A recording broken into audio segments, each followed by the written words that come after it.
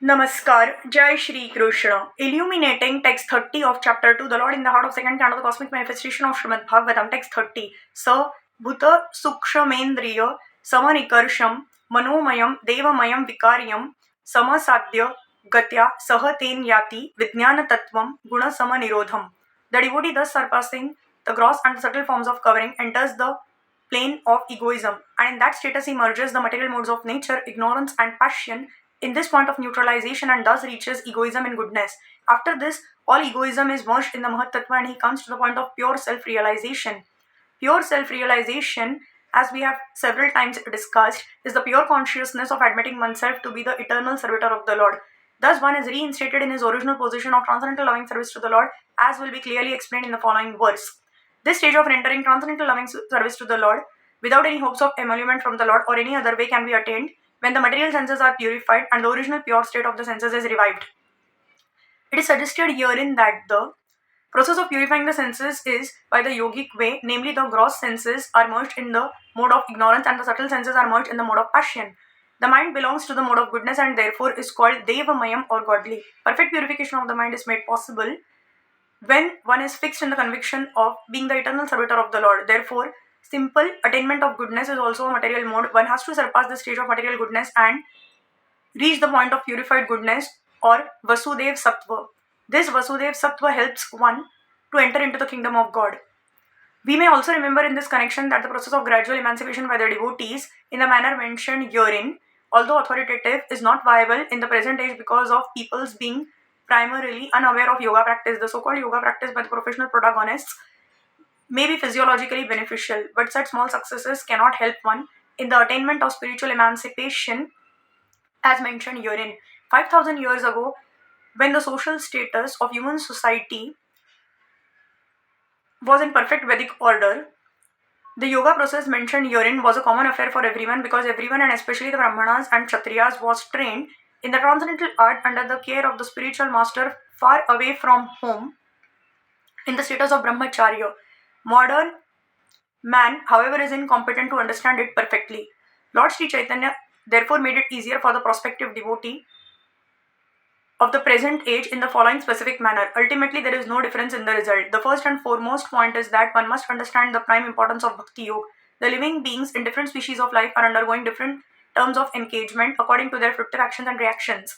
But in the execution of different activities, one who secures some resources in Bhakti Yoga can understand the importance of service to the Lord through the causeless mercy of the Lord as well as that of the spiritual master. A sincere soul is helped by the Lord through meeting a bona fide spiritual master, the representative of the Lord. By the instruction of such a spiritual master, one gets the seed of Bhakti Yoga. Lord Sri Chaitanya Mahaprabhu recommends that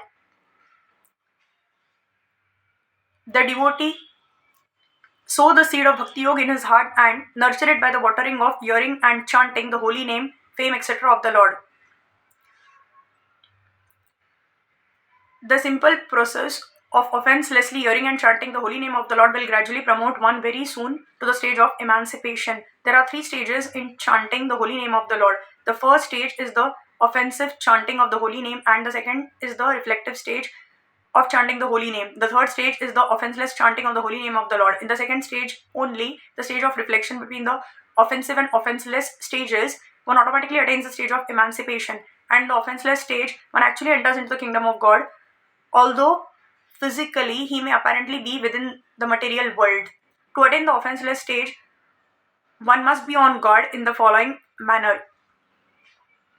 When we speak of hearing and chanting, it means that not only one should chant and hear of the holy name of the Lord as Ram Krishna or systematically the 16 names Hare Krishna, Krishna Krishna Hare Hare, Hare Ram, Ram Ram, Hare Hare, but one should also read and hear the Bhagavad Gita and Srimad Bhagavatam in the association of devotees. The primary practice of Bhakti Yoga will cause the seed already sowed in heart to sprout, and by a regular watering process as mentioned here in the Bhakti Yoga, creeper will begin to grow. By systematic nurturing, the creeper will grow to such an extent that it will penetrate the coverings of the universe, as we have heard in the previous verses, reach the effulgent sky, the Brahma Jyoti, and go farther and farther and reach the spiritual sky, where there are innumerable spiritual planets called Vaikuntha Lokas.